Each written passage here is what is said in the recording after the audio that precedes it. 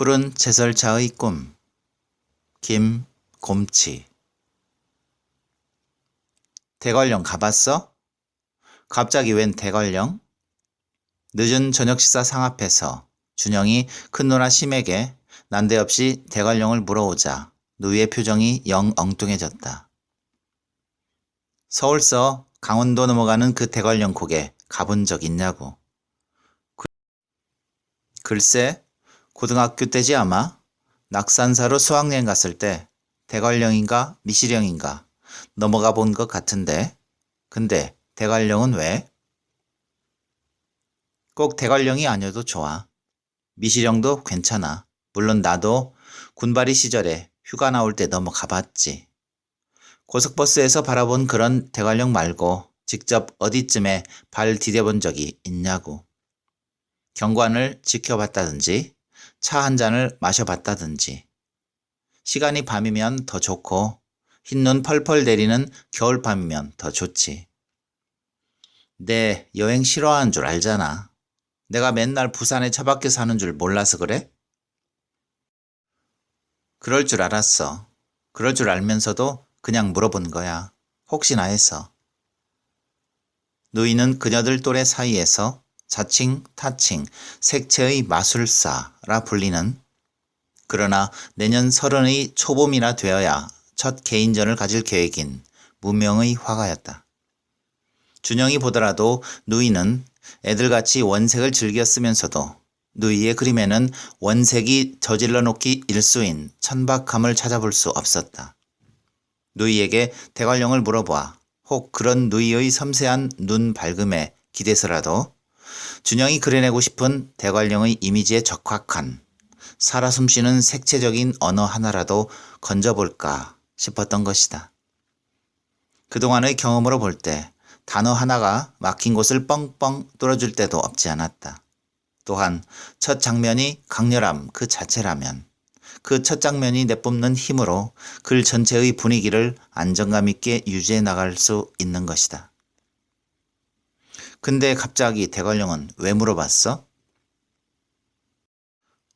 누이는 비워진 밥그릇을 치우며 준영이 대관령을 물어봤을 때 누이가 바로 들쏘았던 첫 질문으로 돌아가 있었다. 준영은 그런 누이의 질문에 대답하지 않고 또 난데없다 싶은 질문을 던졌다. 누나, 대관령에 겨울이면 눈이 오잖아? 그것도 부산에서처럼 살폭살폭 내리는 눈 같지도 않은 눈이 아니라 폭설, 그 엄청난 폭설 말이야. 그런 폭설이 내리면 도로가 막히겠지? 그 도로를 뚫는 제설차에 대해서 생각해 본 적 있어? 제설차? 준영은 약간 수수께끼 같은 말노름을 가지고 누이를 골려대고 있는 것은 아니었다. 준영은 나름대로의 깊은 속셈으로 누이를 호기심으로 몰아가 잔뜩 긴장시킬 필요가 있었다. 잘 모르는 사람이 잘 모르고 있다는 입장에서만 던질 수 있는 뜻밖의 말들을 기대하고 있는 것이다. 그런데 준영의 의도와는 다르게 누이는 금방 준영의 수수께끼 같은 말들을 꿰뚫어보곤 아예 준영의 패러다임 자체를 해체시켜 버렸다. 준영이 너 요즘 소설 구상하고 있구나? 그렇지? 그래, 어제부터 영 말이 없더라니까. 오늘 아침에 화장실에서 네가 담배 갖다 달랄 때 알아봤어. 준영은 끙 앓는 소리를 내며 옆의 스테레오 카세트의 볼륨을 줄였다. 누이는 둘의 평소 습관대로 저녁 후의 커피 한 잔을 위해 가스레인지에다가 주전자를 얹고 있었다. 둘은 저녁 잠부터 슬슬 두 눈에 생기가 돌기 시작하는 부엉이파였다. 서로의 작업에 대해 극찬을 아끼지 않는 행복한 유대관계를 유지하고 있는지라, 그리고 그런 유대관계를 형성할 만치 서로에 대한 믿음과 피부치로서의 정이 돈독했던지라 누이의 동작은 아연 활기에 넘쳐 있었다. 이번엔 제설차 얘기를 쓰려고? 대관령은 제설차라. 야, 괜히 멋진데? 근데 제설차? 불도저 같이 생긴 것? 불도저하고는 조금 달라. 글쎄, 내가 군에 있을 때 봤던 연병장을 치우던 제설차는 작은 거였어. 근데 대관령같이 영동 고속도로를 뚫는 제설차는 좀 다를 것 같아. 어제 아침 강원도에 20cm 눈이 왔다던 뉴스 봤을 때 제설차 안 나오디? 폭설 내린 건 신문 보고 알았어. 근데 무슨 얘기야? 제설차가 주인공은 아닐 테고. 신문에 어디 소설감이 들 만한 게 있다? 폭설을 알리는 조간 기사에 소설감이 들 만한 기사가 났던 건 아니었다. 준영이 그 전날 아침 강원도에 올 겨울 첫눈이 폭설로 내렸다는 기사를 봤을 때 아, 제설차 하고 마음이 두근거릴 수 있었던 이유를 누이에게 설명하자면 1년 전 이맘때까지 거슬러 올라가야 했다. 작년 이맘때도 첫눈은 이 나라에서 가장 추운 땅인 강원도에 먼저 쏟아졌는데 그때 처음으로 제설차와 그 제설차를 모는 사람의 얼굴이 준영의 가슴속으로 푹 박혀 들어왔던 것이다. 그때는 마음속 깊이 잔잔하고도 격정적이면서도 거룩하다고까지 말할 정도의 감정이 일어났었다. 그 즈음 준영은 군 복무 중이었다. 제대를 하고 강원도를 떠나고는 그 겨울 제설차 인부에 관한 것은 거의 잊어버리고 지냈는데 준영의 내면 깊이 1년 동안 잠자고 있던 그 제설차 인부가 어제 아침 비록 한풀 꺾여진 것일망정 그러나 분명 감동으로 활짝 기지개를 켰던 것이다. 준영 나름대로 제설차에 얽힌 사연은 지금 이 자리에서 누이에게 말하고 싶진 않았다. 준영의 속에서 꿈틀꿈틀거리고 있는 미완의 제설차를 일찌감치 입 밖에 내어버리면 뭔가 김 빠진 것이 들 것 같았다. 누이에게 보여준데도 적어도 소설의 반 이상을 적고 난 뒤에야 할 것 같았다. 아직까지 준영의 제설차는 단 한 줄의 글자로도 표현되지 않고 오로지 준영의 기억 속에서만, 준영의 느낌 속에서만 존재하는 것이었다. 준영은 누이를 궁금하게만 만들어 놓고 더 이상 한마디도 제설차와 그 인부에 관해 말하지 않았다. 너는 내가 그린 그림 다 보고 내가 그림 그리는 과정도 다 보지 않느냐. 이건 불공평하다며 누이가 갖가지 불평을 늘어놓았지만 준영은 그런 누이에게 열흘 뒤 그를 보여주겠다는 말만 했다. 결국 준영은 누이의 호기심을 간신히 따돌려 놓았다. 또 며칠 동안 커피 담배 속에 파묻혀 살겠구나. 소설을 쓰더라도 지발 몸단속에 신경 좀 써. 준영은 제설차와 그 인부를 소재로 해서 한 번 적어보고 싶은 소설의 전체적인 감을 잡기 위해 이미 준영의 머릿속에서 소설의 첫 장면으로 들어가기로 결정이 난 가을이 다 가고 막 겨울이 오는 환절 속의 대관령 장면을 인상적으로 만들기 위해 애쓰고 있었다. 진한 커피가 들쑤시기 시작한 준영 상상 속의 제설차는 부렁부렁 허연 증기를 뿜어내며 천천히 바퀴를 굴리고 있었지만 과연 저 폭설이 그치지 않은 적막강산의 대관령을 무사히 넘어갈 수 있을지는 아무도 몰랐다. 대관령의 제설차와 그 인부가 처음으로 떠올랐을 때 준영의 신부는 아름다운 동해안 어느 소초에서 30여 소초원들 중에서 유일한 대졸학력의 그리고 25이란 가장 많은 나이의 일개 초병이었다. 해안 소초에서 하는 군생활은 흔히 들을 수 있는 군생활의 꽃이라는 행군이라든지 무거운 기관총을 들고 뛰어다녀야 하는 환장할 돌격 앞으로라든지와는 많이 달랐다. 우선 일제히 기상하여 점호를 취하는 시간이 오후 1시였다.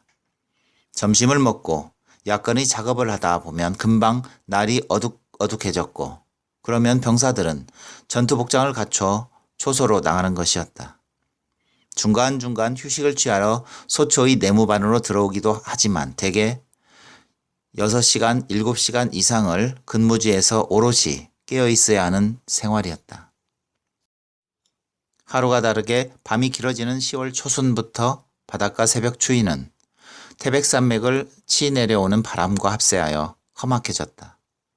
준영이는 허름한 시멘트 블록의 초소에서 그 막막한 동해를 바라보며 미친 듯이 노래를 부르곤 했다. 밖의 세상은 모두들 서로의 속살을 부비며 인간으로 태어난 외로움을 위로하며 깊이 잠들었을 터. 홀로 이 추운 데서 도무지 신성한 것으로 느껴지지 않는 분단사의 희생물로 젊음을 버텨내야 한다는 것. 그 모든 것에서 준영은 고독이라는 것, 고통이라는 것에 대해 생각하고 또 생각해 봤다.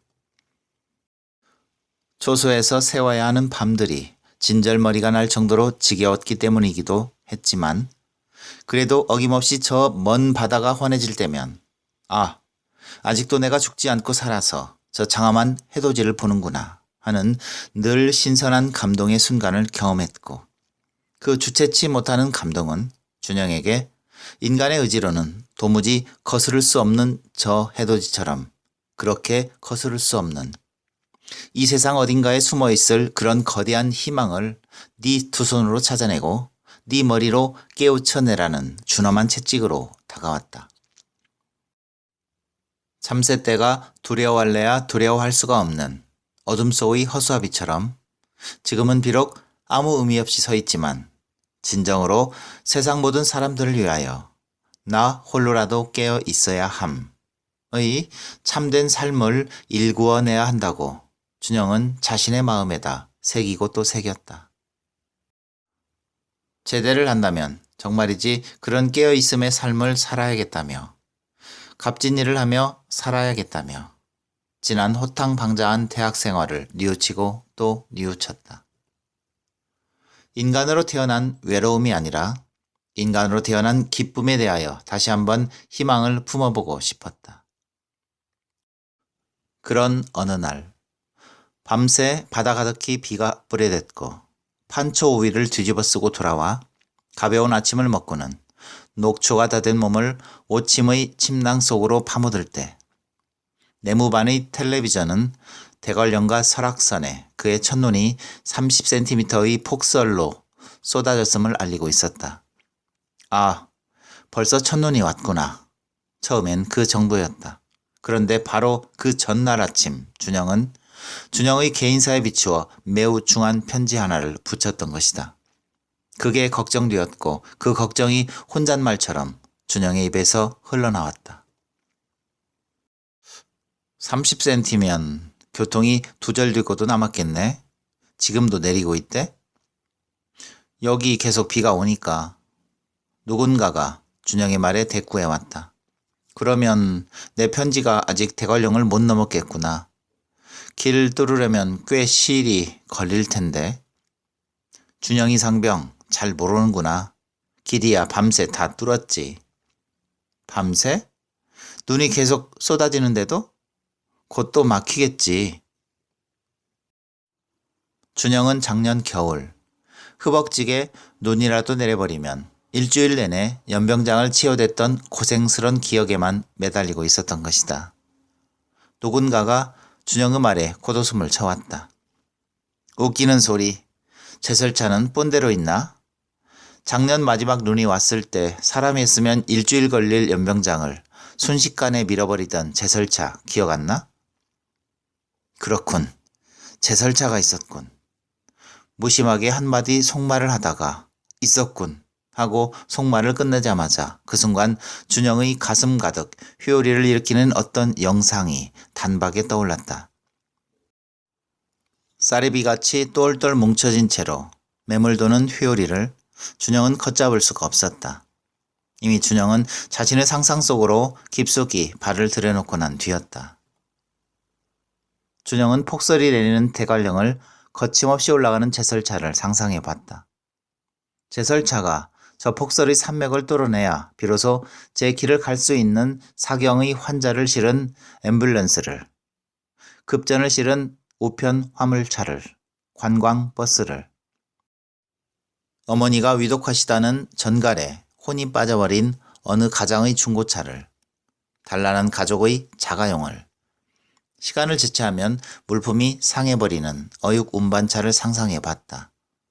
그 모든 사람들의 절실한 상황을 한 몸에 책임진 몇십 마력의 원시적인 힘으로 태백산맥을 오르는 제설차를 제 몸 다루듯 하는 인부의 단단한 근육을 상상해 봤다. 그리고 졸음을 이기기 위해 그가 새벽 2시쯤에 마시는 종이커피의 무럭무럭한 증기에 대해 생각해 봤다.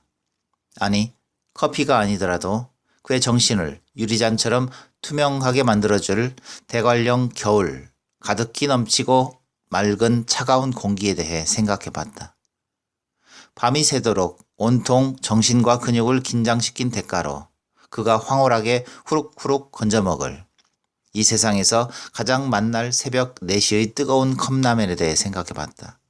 그리고 드디어 이쪽에서 뚫어가는 폭설의 도로 저쪽으로 처음으로 나타난 동료의 얼굴을 발견하는 그의 환희에 대해 생각해 봤다. 날이 밝아도 폭설이 그칠 때까지 잠들지 못하고 비상대기 중인 그의 엄중한 노동, 그걸 너끈히 감당해내는 그의 대단한 체력을 생각해 봤다. 그의 풍성한 턱수염이 대관령 그 뼈골 쑤시는 추위에 의해 더운 입김을 뒤집어쓰고 허옇게 얼어붙은 모습을, 핸들을 움켜쥔 그의 투박한 털 장갑을, 뒤집어쓴 방한 털모자 아래 빛이 나고 있는 한없이 깊고 따스한 눈빛에 대해 생각해 봤다. 태백산맥 전체를 내리누르는 어둠 속에서 그 어둠에 결코 패배하지 않을 그의 환하디환한 밤샘 노동을, 휴전선 아래 이 반쪽 나라에서 가장 먼저 추워지고 가장 심히 추워버리는 저 높은 땅의 도로에서 결코 그 추위에 얼어붙지 않을 눈물 겹도록 따스한 마음씨를 잃지 않는 그의 밤샘 노동을 생각해 봤다. 세속이 싫어 대관령 어느 참에 집을 짓고 산 지 25년. 그의 25년 노동과 그 옆에서 고사리같이 늙어가는 그의 아내에 대해 생각해 봤다. 그들의 거룩한 삶에 대해 생각해 봤다. 콤콤이 커튼을 쳐 햇볕이 들지 않는 내무반의 어둠 속에서 그 어둠을 미미하게 밀어내는 쥐팀등 아래서 준영은 군데군데 찢어진 침낭 속에서 추운 발가락을 꼼지락거리며 평생을 바쳐 해볼 만한 일, 진짜 일다운 일, 진정 신성한 노동의 삶 하고 나직이 말해 보았다. 모두들 제 삭신의 고남 속에 깊이 잠들었기에 그 말을 들은 사람은 준영 외에 아무도 없었다. 첫 장면을 열어젖히는 역할을 수행할 수없이 머릿속에 적어본 두어 줄 문장들 중에서 어느 결에 마음을 굳힌 애련한 홍여비를 외워놓고는 머릿속에 소설의 첫 장면과 마지막 장면과 그 둘 사이를 아기자기 연결시킬 목적의 세사에 대해 두루두루 궁리해 놓느라 준영은 누이와의 대화 이후 사흘 더 뒤죽박죽의 치열한 생각 속에서만 지냈다. 그러다 준영은 불현듯이다 싶게 나흘째 저녁에 컴퓨터 자판을 두드려대 봤다. 고치고 또 고친 첫 단락이 제 딴에는 그럴싸하게 여겨졌다. 애련한 홍엽이 목을 뚝뚝 끊어버리는 11월이 오면 시선이 닿는 곳마다 겨울의 냄새가 났다. 그러면 대관령 장씨는 언제부턴가 피부터 더워오는 것이었다. 봄, 여름, 가을 동안 잠자고 있던 피가 새 생명을 얻기라도 한 듯 끓어오르며 52 장씨의 늙은 그렇지만 아직도 탄탄한 몸 구석구석을 타고 흐르는 것이다. 그러면 장씨는 그 피의 꿈틀거림을 못내 다스리며 대관령 하늘 위로 눈발이 날리는 걸 기다렸다.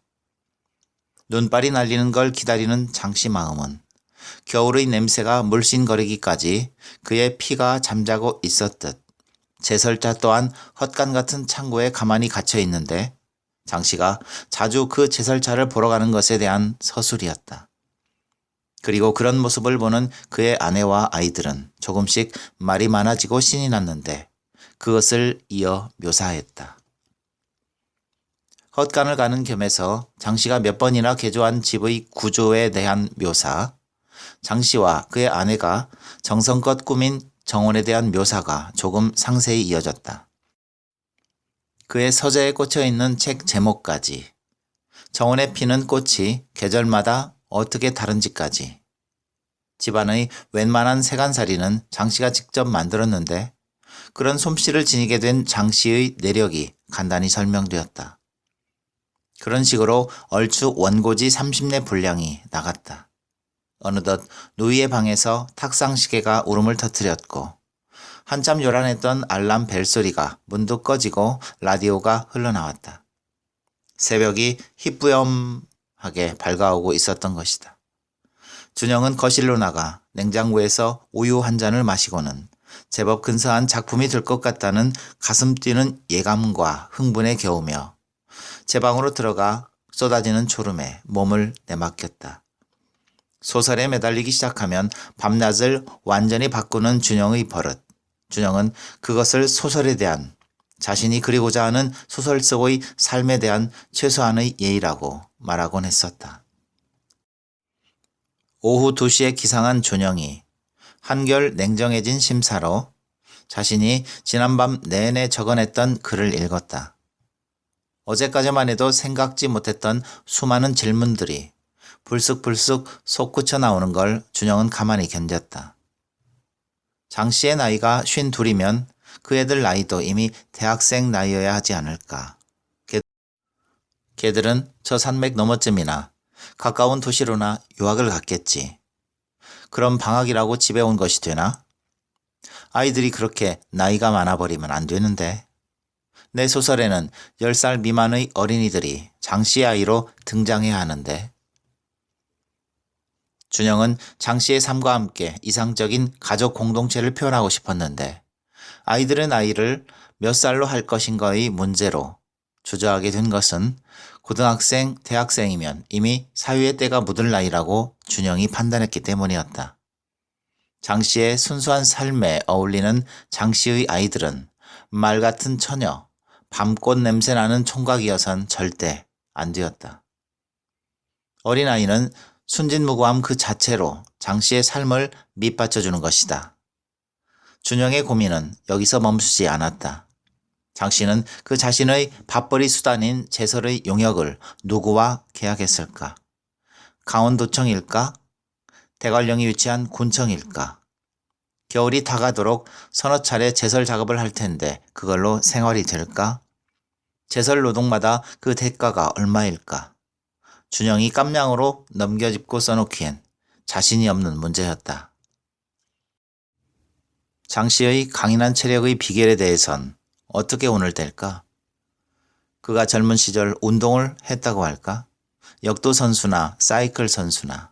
그런데 운동선수 출신치고는 나의 장씨는 너무 책을 많이 읽었어. 그것도 꽤 어려운 책들을. 그런데 장씨는 어떻게 제설차라는 그 비싼 중장비를 구입할 수 있었을까?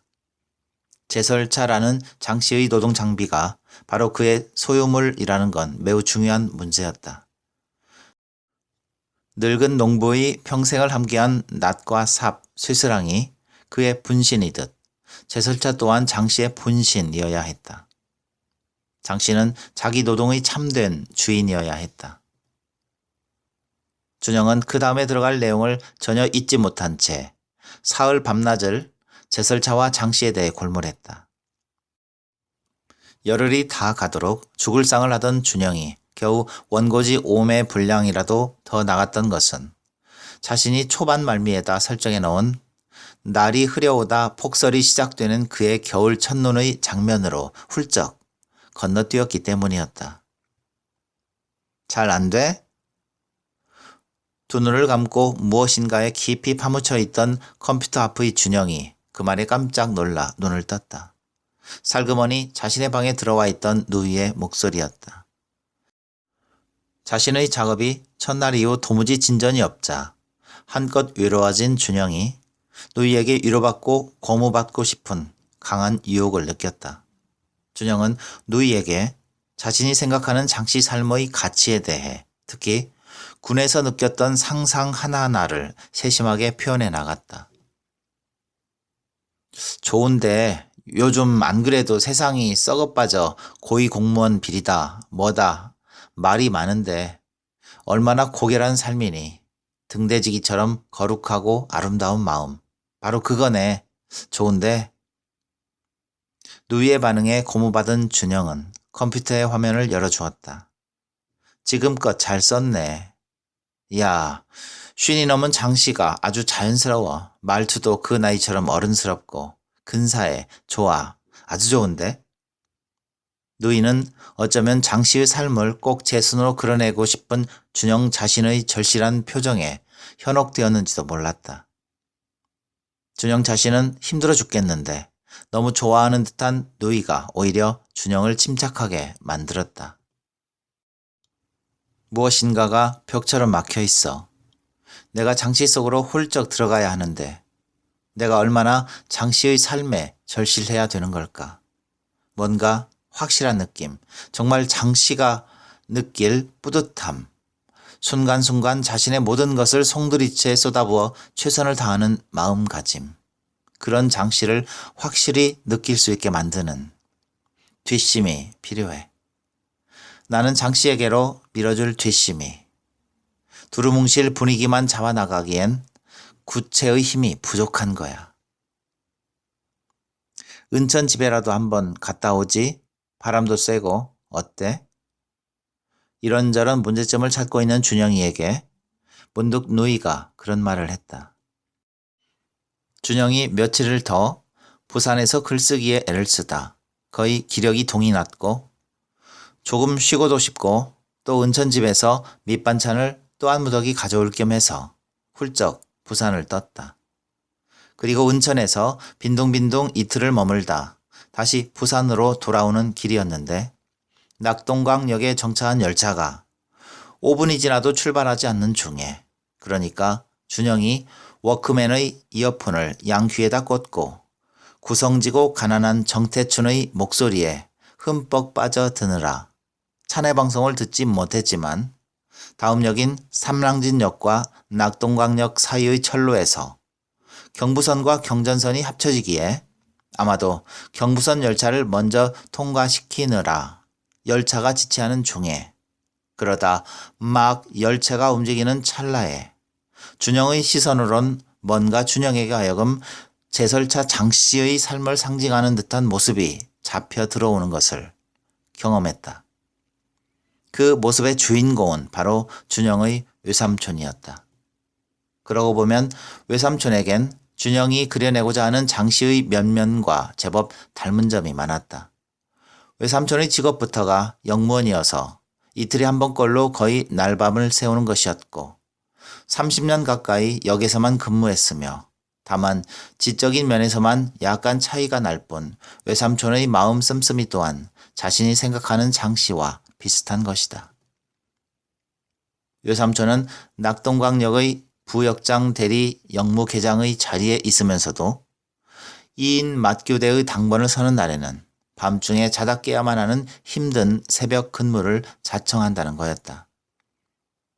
나이 어린 사람이 사양할 때엔 나이 들어 새벽잠이 없다며 우겨댔다. 그러나 새벽 근무라는 게 말이 새벽 근무이지 새벽이 아니라 가장 깊이 잠들어 있을 시각인 밤 2시가 교대였다. 나이를 지그시 먹고 역장 다음으로 직위가 높으면서도 힘든 근무를 도맡아 하는 외삼촌이었기에 못내 건강이 걱정되면서도 아랫사람한테 인기가 많다고 언젠가 놀러온 외숙모가 자랑하곤 했다. 어머니 집안의 맞이었던 외삼촌은 여동생들 중에서도 특히 준영의 어머니한테 그 보살핌이 끔찍했다는데 그래서인지 외삼촌은 꼬마 준영이를 무척 귀여워했다.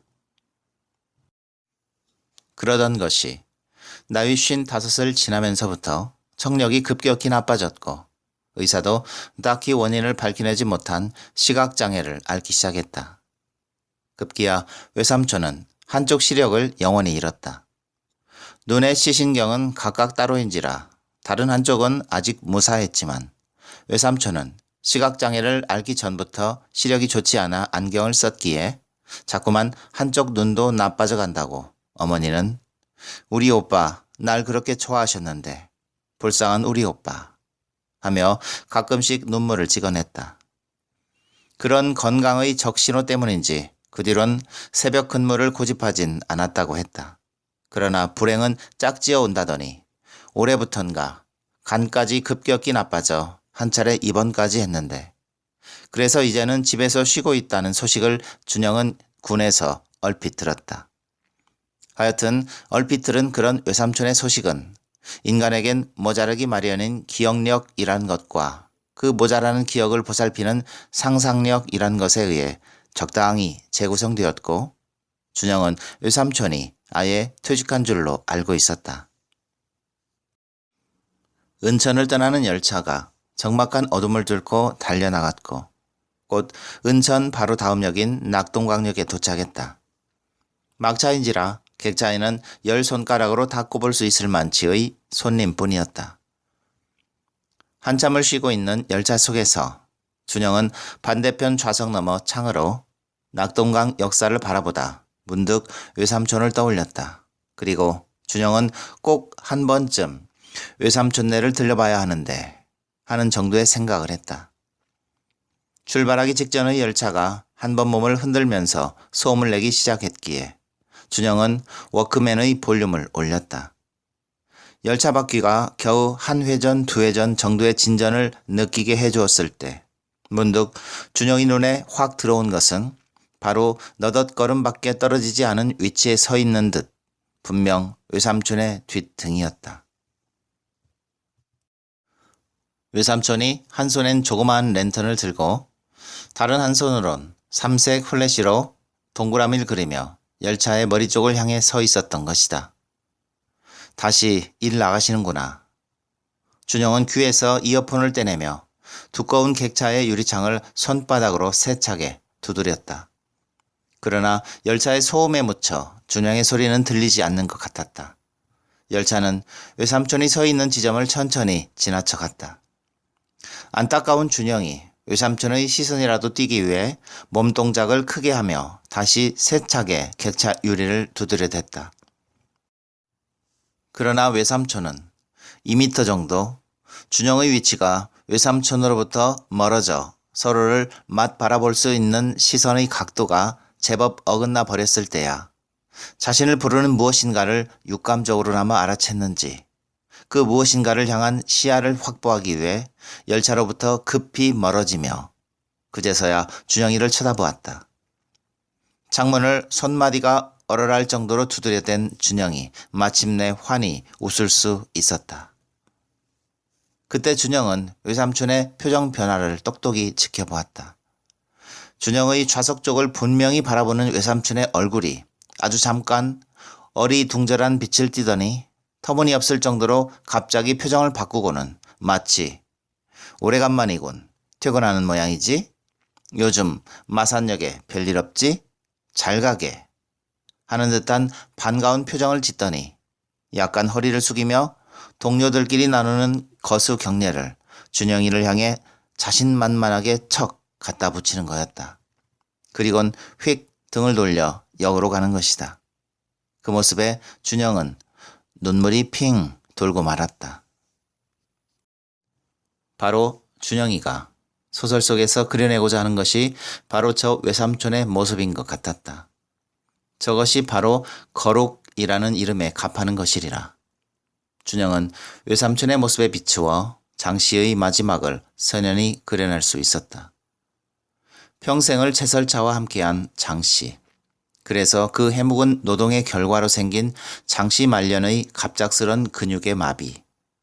다리 하나가 먼저 마비되고 자주 썼던 오른팔이 뒤따라 마비되고 그러나 그 갑작스런 제 몸의 고장을 기다리고 있었기라도 하듯 태어난 장씨.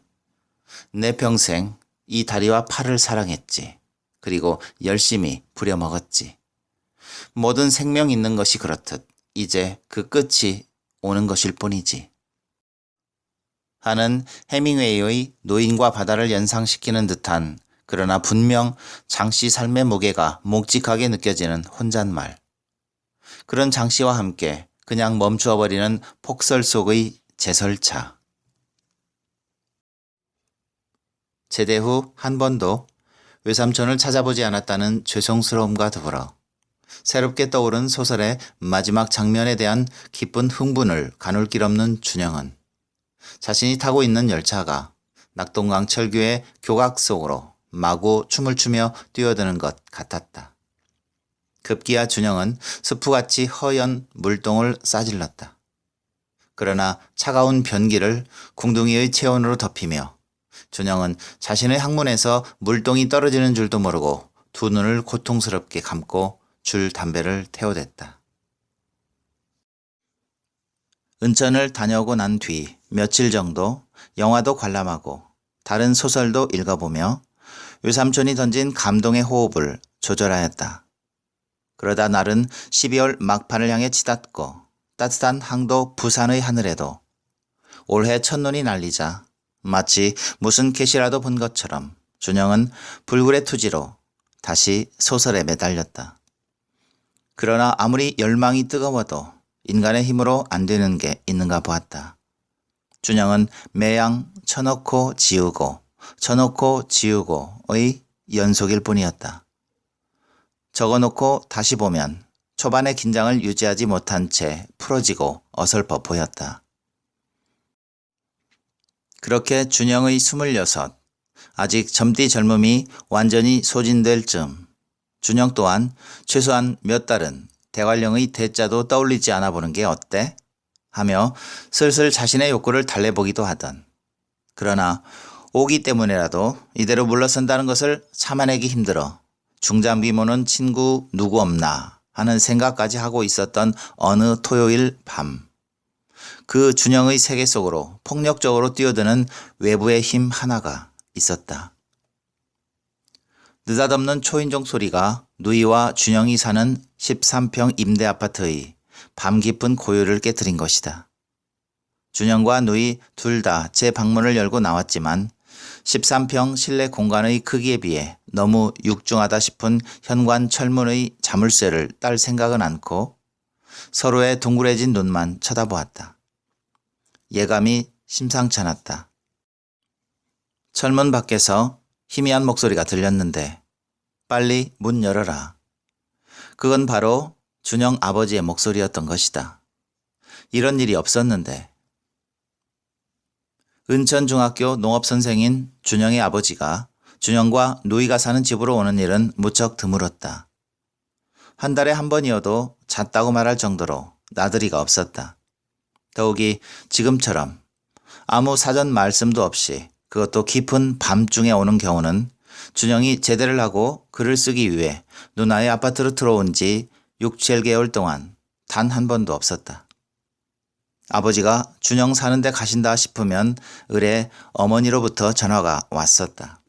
그러면 준영과 누이는 그동안 난장판이 된 방을 정리하고 준영이 이발소와 목욕탕도 다녀오고 하는 것이었다.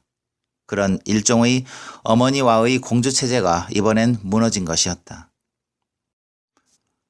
준영은 자신의 온통 뒤집어져 있는 방을 아버지의 눈앞에 드러내 보이기가 두려웠다.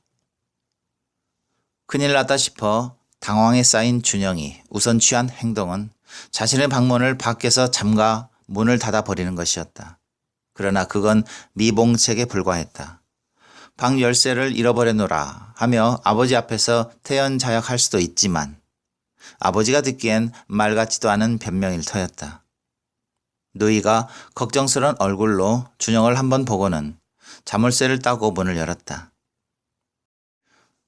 아버지는 약간 약주 냄새를 풍기면서 왜 이리 늦게 문을 여느냐고 탓하듯 잠깐 문 앞에 서 있었다. 초인종 버튼 옆에 있는 타임 스위치를 누르면 답은 십수초라도 주위가 환히 밝으련만 아버지는 어둠 한가운데 서 있었다. 그리고 준영과 누이의 얼굴을 아직 한 번도 제대로 쳐다보려 하지 않는 아버지는 성큼 아파트 안으로 들어오며 묵뚝뚝하게 말했다. 여기 자러 온 건 아니다. 동창생놈 만나러 부산 나왔다가 잠깐 니들 얼굴이나 보고 가려고 왔다. 누이가 아버지의 말을 조금 거들어주고 나섰다. 지금 시간이 몇 시인데 차도 없잖아요. 내일 일요일인데 그냥 여기서 주무세요. 택시 타고 가면 되지. 그리고 이거 먹어라. 귤인데 하나 먹어보니까 시지도 않고 참 달다. 아버지는 주방의 조그마한 식탁 위에 귤 봉지를 놓았다. 그리고 빽빽히 머리를 쳐박고 있는 담배꽁초들의 궁딩이가 참새 무덤처럼 뻥긋한 재떨이 대용으로 준영이 쓰는 플라스틱 국그릇이 바로 그 식탁 위에 있었다. 아버지의 시선이 그런 꼴의 국그릇을 피해갈 리가 없었다. 물론 아들 준영이 담배를 피운다는 사실을 아버지는 오래전부터 알고 있었다.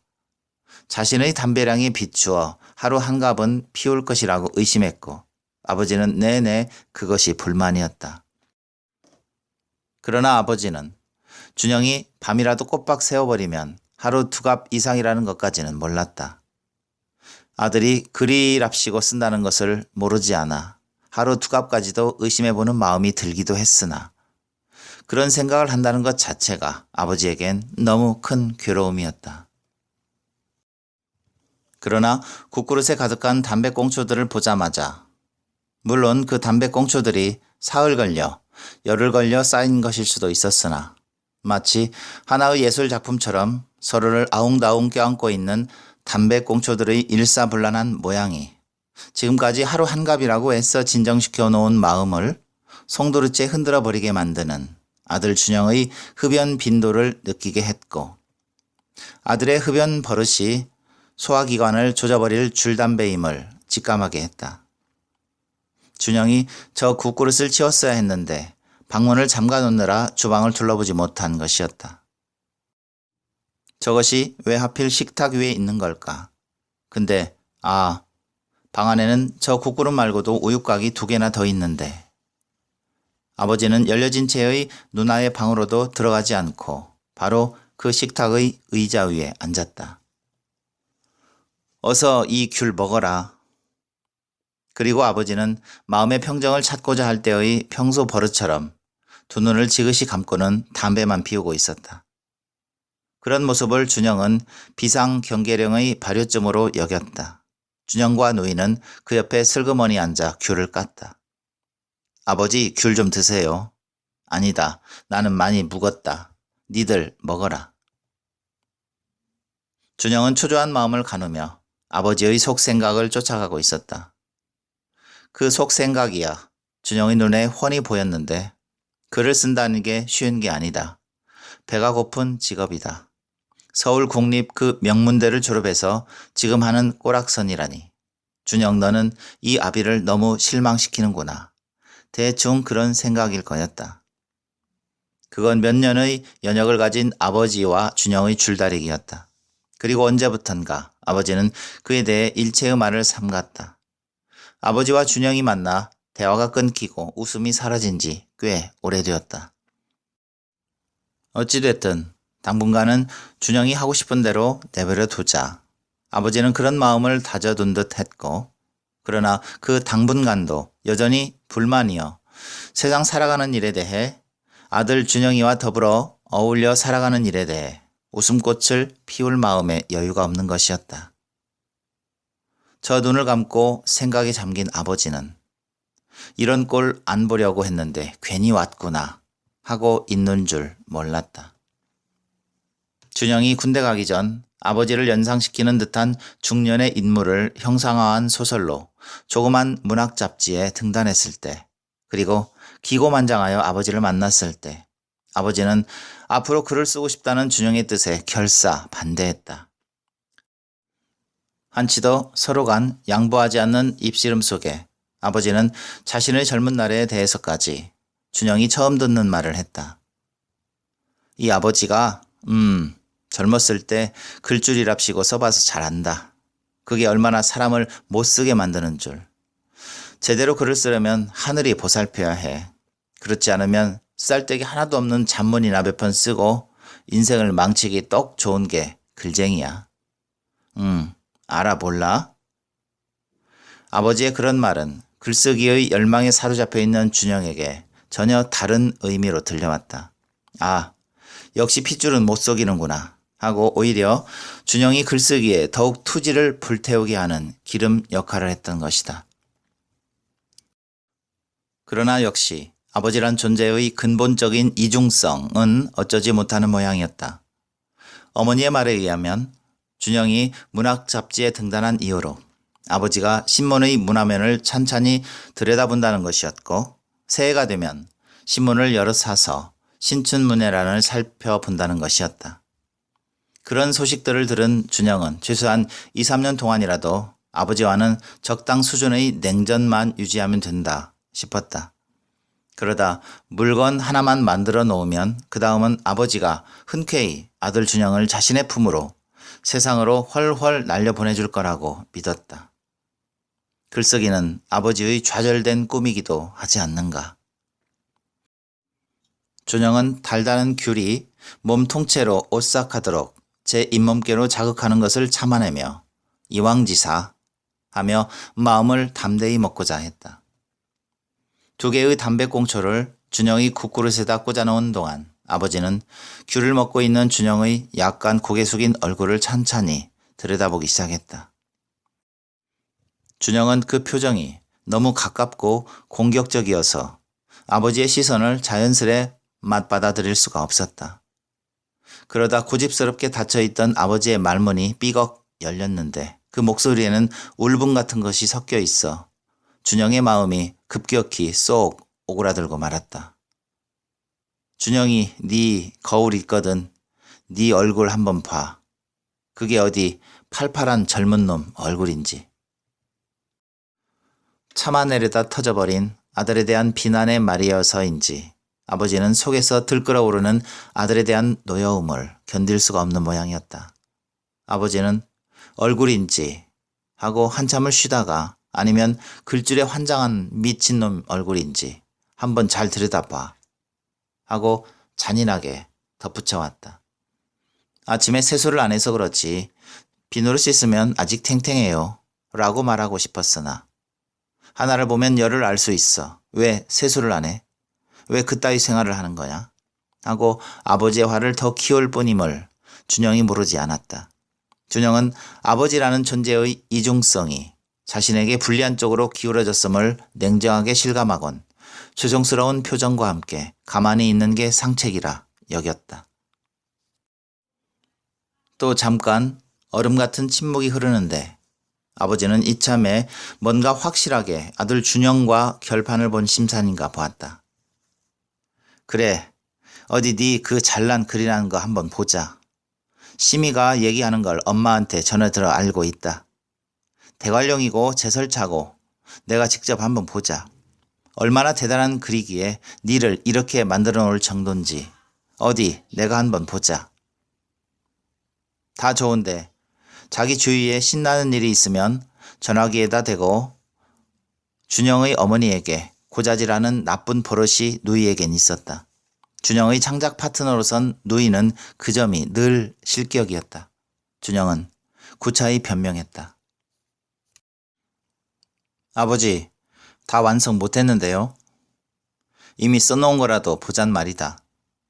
준영은 겨우 초반만 잡아놓은 것을 보여주고 싶지 않았고 엉망진창의 방이 아버지의 흥분을 고조시켜 자신의 글을 차분히 읽을 수 없게 만들 것임을 우려하는 마음에 그러면서도 이미 적어놓은 글에 대해서도 군데군데 빛나는 준영 자신으로선 빛난다고 저 내심 깊이 믿어 의심치 않는 문장의 솜씨에 이놈 확실히 재주가 있구나 하는 생각이라도 불러일으킬 수 있지 않을까 하는 나약한 마음에 이러지도 저러지도 못하고 주저거렸다. 그러다 문득 나온 말이 있었다.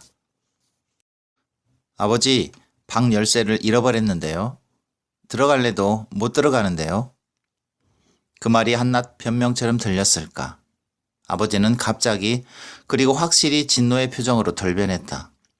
그리고 고2 땐가 생전 처음 술이라는 걸 먹고 취한 채로 집에 들어와 다른 누구도 아닌 아버지에게 대들다 온통 두들겨 맞았을 때 아버지가 주먹을 날리기 전에 그 소나기 주먹 세례의 신호격이 되었던 내 이놈 하는 준영이 세상에서 가장 무서워하는 아버지의 질타가 준영의 생애 2번째로 떨어졌다. 네, 이놈! 아버지가 아들 글 좀 보겠다는데 그것도 안 돼? 네가 글을 얼마나 써봤다고 얼찍이 작가 흉내나 내고 있어? 네가 그리 잘났어? 이 불효 막심한 놈. 아버지는 벌떡 의자에서 일어났고 누이의 방으로 들어갔다. 그리고 그 방의 창문을 뛰어넘고 베란다 저쪽으로 가선 창틀의 하중을 못 이겨 롤러가 내려앉아 버려 한 번도 열어본 적도 완전히 닫아본 적도 없는 미닫이 창을 부숴버리듯 열어젖히며 준영의 방으로 들어갔다. 그리고 닫힌 창문을 열더니 빨리 와서 컴퓨터 켜놓지 못해? 라고 외쳤다. 오돌오돌 떨고 섰던 누이가 조심스럽게 가서 준영의 컴퓨터를 켰다. 준영은 계속 주방의 의자에 앉아 있었다. 누이가 페이지 다운 버튼을 설명하는 소리를 들었다. 이제 다시 준영이 오직 바라는 것은 누이뿐이었다. 제발 사근사근한 누이가 옆에서 아버지를 다독거려주길. 그리고 제발 자신의 글이 아버지의 화를 조금이나마 잠재워주길. 이판사판이다 싶은 마음에 준영은 거실 한 구석에 처박혀 담배를 피워버렸다.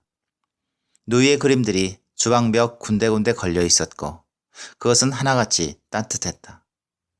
안온한 백열등이 빛나는 주방 천장을 향해 준영은 담배 연기를 뿜어 올렸다. 마음은 이상하게 아늑해왔다. 그동안 자신이 가진 모든 능력을 동원해 최선을 다했다는 생각뿐이었다. 그렇게 10분이 지나고 20분이 지나고 난 뒤 누이가 준영의 방에서 나왔다. 들어가 봐. 아버지께서 부르셔. 준영이 방으로 들어갔을 때 아버지는 컴퓨터 책상에서 내려와 담배 연기로 뿌연 방 한가운데 양반다리로 앉아 있었다. 준영은 조용히 아버지 앞에 앉았다. 아버지는 또 가만히 두 눈을 감고는 아무 말이 없었다. 아버지의 얼굴은 준영을 외면한 채였다. 아버지의 침묵이 조금 예상 밖이었지만 그렇다고 준영이 그 침묵을 깨고 나설 수는 없었다. 혹 이 침묵이 조금은 누그러진 아버지의 마음을 말하는 건 아닌지. 그러나 하도 완강한 침묵이어서 어떤 예측도 불허했다. 그리고 아버지의 입에서 아주 천천히 뭔가를 아련히 회상하는 듯한 어조로 몇 마디의 말이 흘러나왔다. 준영이 너한테는 미안한 말이 되겠지만 난 그때 배신감을 느꼈다. 무슨 말인지 방금 읽은 글에 대한 말은 아닌 것 같은데 아버지의 그때라는 게 언제적을 말하는지 준영은 종잡기 힘들었다. 그러면서 준영은 배신감이란 말의 무게에 대해 가늠해보려 했으나 차마 그럴 용기가 나지 않았다.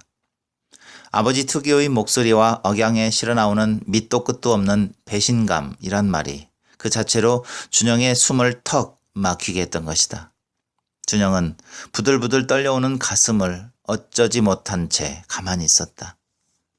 네는 이 아버지를 이해해 보려고 그때 이 글을 적었겠지만 그래, 네 나름대로 무진 애를 썼을 거다. 그러나 아버지는 배신감을 느꼈어. 이제사 아버지가 준영의 등단 소설에 대해 말하고 있음을 알았다. 아버지를 등장시켜, 그러니까 그 말투라든지 따뜻하면서도 묵뚝뚝한 성격이라든지가 아버지를 아는 사람이라면 누가 보더라도 그 소설의 인물이 바로 준영의 아버지임을 알 수 있었다.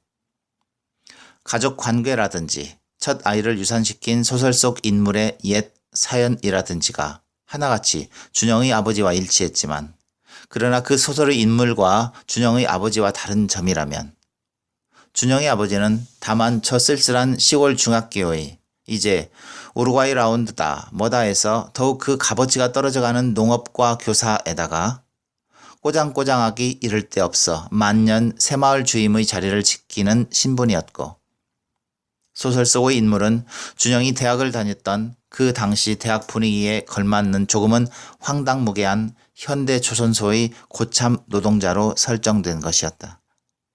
그리고 파업이 묘사되었고 그 파업이 임박했을 즈음 준영 내면을 닮은 젊은 노동자와 아버지를 닮은 고참 노동자의 화해가 이루어진다는 내용이었다.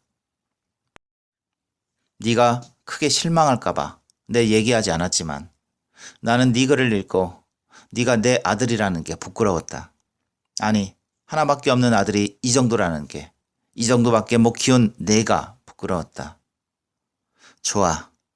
네가 정 글을 쓰고 싶거든 글을 계속 쓰거라. 그러나 자격 없는 글은 쓰지 마라. 네가 세상에 대해 글을 쓰고 싶거든 어떤 다른 사람도 딴소리 못할 정도로 정말 무서운 글을 써. 그러나 당장 찾아가서 작잘한 놈의 멱살을 쥐고 싶게 만드는 그따위 글은 쓰지 마.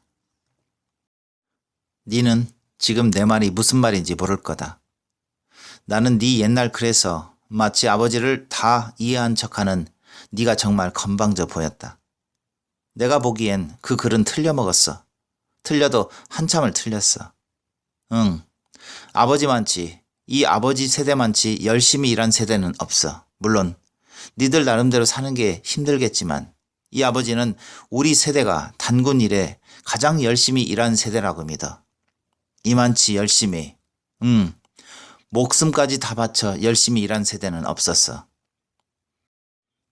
네 소설에 나오는 현대조선소, 그거 누가 세운지 알아? 바로 이 아버지가 세운 거야. 이 가난한 우리들이 잘 살아보겠다고 너도 나도 월남에 갔지. 미국 정부가 주는 우리 한 달 월급이 800불이면 우리는 80불밖에 안 받았어. 그 나머지 돈은 다 정부가 가져갔어. 우리는 하나도 불만이 없었어. 그래, 우리 국민 모두 다 잘 살아야 하고 말고 그랬어. 그 돈으로 세운 게 현대조선소고 중공업이고 다리고 아파트야.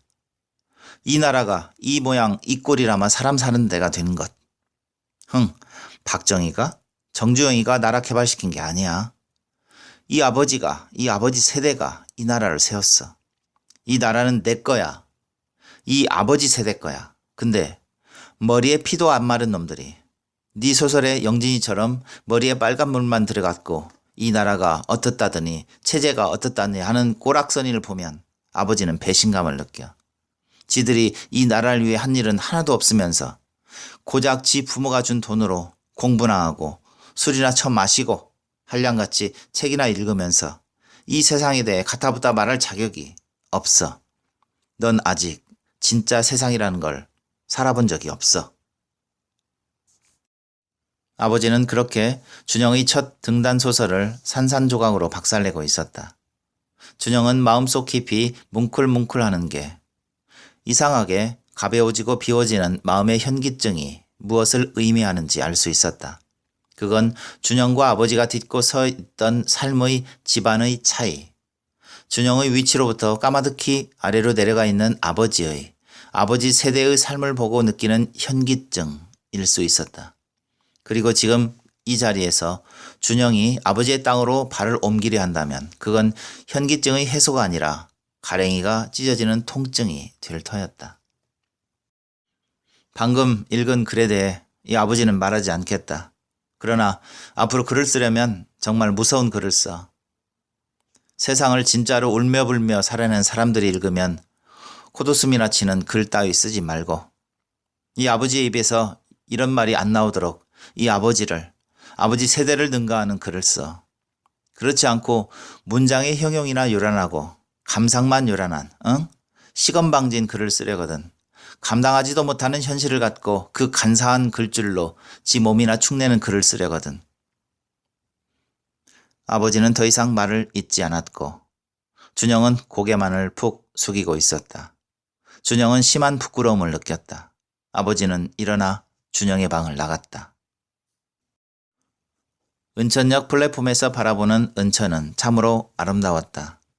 저 멀리 보이는 낙동강 철교의 가물거리는 불빛으로부터 막막한 어둠의 갈대밭을 지나 집들이 꽉꽉 모여있는 마을의 불빛들을 보고 있노라면 사람들이 어울려 살아가는 정겨운 냄새가 준영의 온몸을 휩싸고 도는 것 같았다.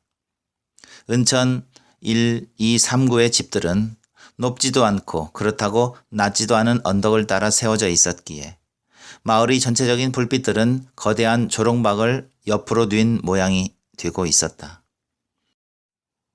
매스게임의 형상적 결합체 같이 그 아롱거리는 조롱박의 주둥이께에는 흡사 박통 안의 물이 쏟기듯 낙동강의 지류가 달빛에 몸을 뒤채며 흐르고 있었다.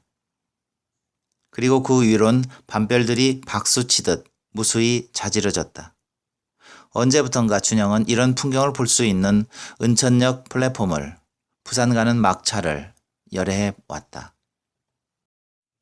준영은 자신이 나고 자란 은천이란 마을이 신년의 첫 밤속으로 잠겨가는 것을 예상어린 마음으로 지켜보면서 밤새 코트 주머니 속 손가락으로 천천히 샘산을 하고 있었다. 중1 겨울 첫 몽정을 경험한 나이 13 이후로부터 비로소 형성되기 시작한 자아, 그리고 그와 동시에 시작된 자아와의 싸움을 14, 15 하며 음미했다.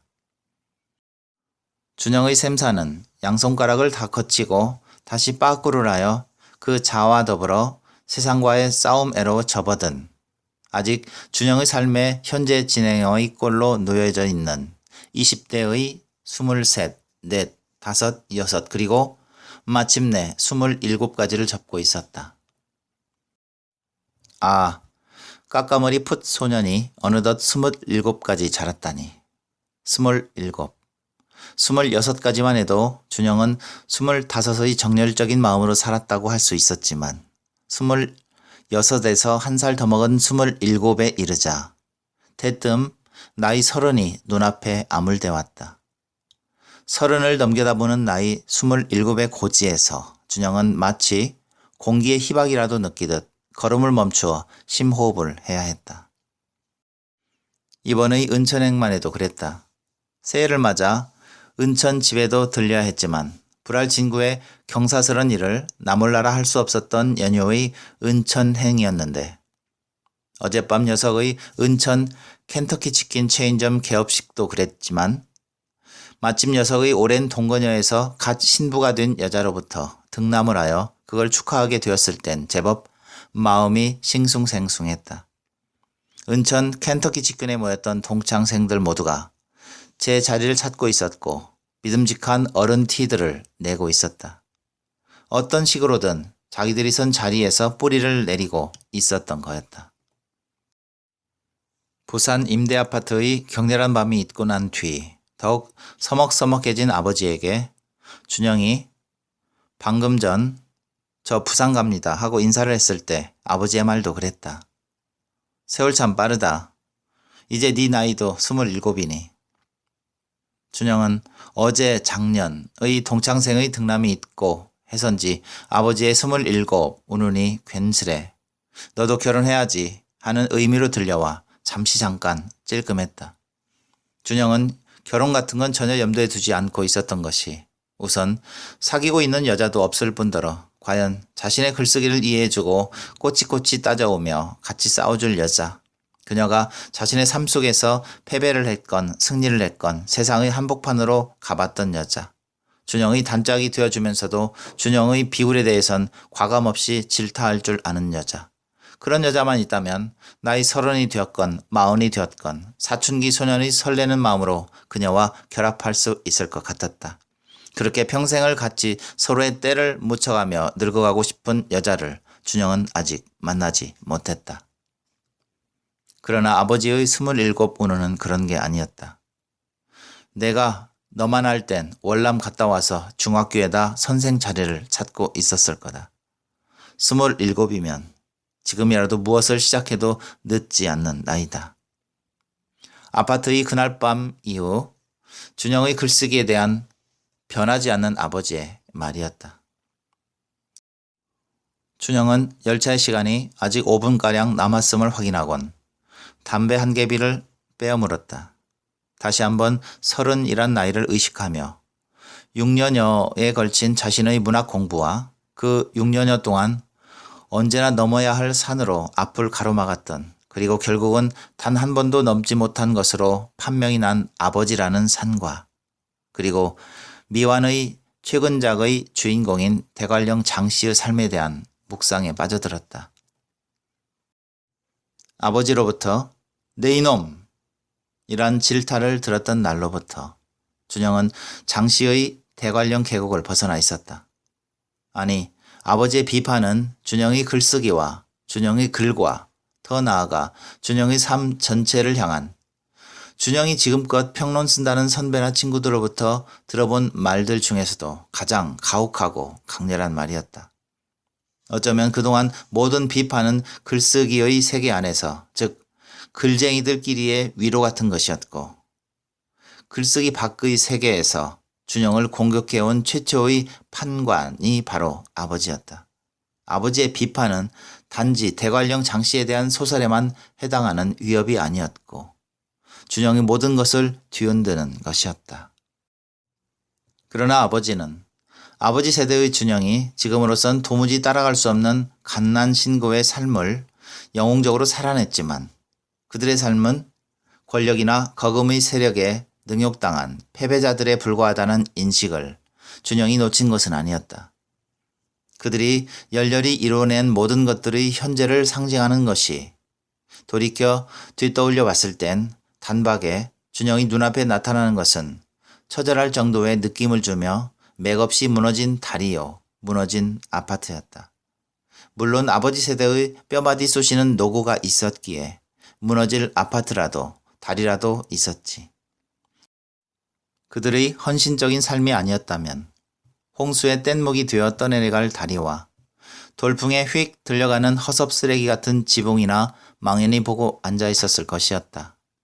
아버지 세대는 이 나라 역사에 있어 허우대만 번듯한 외면적 근대의 길을 열어놓은 것으로 그 수명이 다하고 있었다. 그리고 그 다음을 맞은 새로운 세대는 세상을 탐닉하기도 하고 세상에 먹히기도 하면서 그 꼬라지가 중구난방이자 지리멸렬이었다. 준영이 상상 속의 대관령에서 자신이 발딛고 섰는 현실로 훌쩍 되돌아올 수 있었던 것은 준영이 그려내고자 했던 장씨의 삶이 아무리 아름답고 뜨거운 삶이라 해도 준영이 바로 지금 여기서 살아내야 하는 삶의 마당은 아버지 세대가 떠나고 난 뒤의 황량한 벌판이었고, 아직도 그들 삶의 지극한 염원이 실현되지 않아 그 좌절의 아픔이 아물지 않은 고통의 현재였기 때문이었다. 아버지는 아들 준영에게 지금 준영이 서 있는 자리가 어떤 자리인가, 어디서부터 시작해야 하는 것인가를 깨우쳐줬다 말할 수 있었다. 그런 면에서 장씨의 삶은 너무 미래적이고 이상적인 것이었다. 장씨에 대한 준영의 상상은 아름다운 꿈이었지만 그 아름다운 꿈을 같이 꾸어보자고 말하고 팠던 준영의 소설은 진짜 삶을 사는 사람들에게 웃음거리나 될 것이었다. 준영의 정열을 허망하게 일거에 식혀버린 아버지의 질타를 며칠의 반성 속에 준영은 그런 의미로 받아들였다. 어젯밤 무르익은 술탁 위에서 이런저런 공사판에서 잔뼈 굵은 한 해 후배가 생뚱스런 표정으로 뭐라 말했던가. 준영은 조금 술기가 올라와선지 그 후배에게 마치 다른 사람에게 생긴 별스런 일의 후일담이라도 들은 듯한 가벼운 마음으로 몇 가지 물어보았던 것이다. 어느 미친놈이 지 돈으로 억대를 육박하는 제설차를 산다요. 그러고 고속도로 같은 국가 소유물을 개인한테 맡기지 않습니다. 다 도로공사에서 인부 고용해서 일을 시킵니다. 안 봤습니까? 텔레비전에 눈 치우는 페루다가 노랗게 떡칠을 한 거? 그 말에 준영은 허허롭게 웃은 뒤 녀석이 알아듣기 쉽게 직업병 운운하면서 질문을 이어봤다. 중장비 하니까 무슨 땀투성이가 되는 일 같은데 핸들이 유치원 애들 힘으로도 돌아가요. 손가락 하나로도 빙빙. 그러고 내가 제설용 페루다를 몰아본 건 아닌데 내가 알기론 중장비는 다른 차종보다 오히려 발을 이용하는 일이 희박합니다. 일 자체가 원체 속도하고는 관계없는 게 되나서. 그 후배의 몇 마디에 해묵은 준영의 상상은 완전히 산산조각으로 박살이 나버렸던 것이다. 저 멀리 광주로부터 달려온 막차가 꽈른거리며 플랫폼 안으로 진입해 오고 있었다. 준영은 약간 몸을 뒤로 옮겨놓고는 문득 뭔가 반짝 빛나는 것을 환각처럼 보았다. 그건 지금까지 한 번도 만나본 적이 없는 생면부지의 얼굴 전체를 환히 밝혀내는 너털 웃음의 하얀 치아들이었고 너무나도 너그러울 것 같은 눈빛이었다. 그리고 그 표정 전체가 말하고 있는 것은 다이아몬드처럼 단단한 따스함이었다. 두말할 것도 없이 그건 대관령 장씨의 얼굴이었다. 산산조각이 난 것은 준영의 상상이었지 준영의 삶과 세상에 대한 열망이 아니었다. 비록 그 열망이 희망까지는 못 되더라도 희망에 다다르기 위해선 지금의 부족한 열망이나마 소중했고 지금의 열망을 껴안고 저 희망 가는 먼 길의 서툰 발걸음을 떼어놓아야 하는 것이었다. 소설은 못 써도 좋았다. 소설가 같은 것이 안 돼도 좋았다. 그래도 좋았다. 준영은 시끌벅적하고 별별 추한 꼴이 다 난무하는 지금 여기에 진짜 세상에 뛰어들어 싸워보고 싶었고 갖가지 패배와 승리를 겪어낸 백전노장이 되어 준영의 상상 속 장씨 눈빛을 너털 웃음을 표정을 제 삶의 것으로 가져가고 싶었다. 준영의 눈앞에서 돋보자락 휘날리며 웃고 있는 장씨는 준영에게 할 말이 있는 모양이었다. 이봐 친구, 그동안 나 때문에 고생 많았군. 글 쓰다가 나는 영 아니구나 싶으면 대관령으로 한번 놀러와. 그리고 내 사는 데가 마음에 들거든 같이 살아. 내가 자네만큼은 확실히 제설기술 전수시켜 줄 테니. 준영은 제 스스로 지어낸 장씨의 말에 마치 장씨 나이살이나 먹은 듯 걸쭉한 목소리로 한번 껄껄거려본 뒤 객차로 오르는 계단을 밟고 있었다.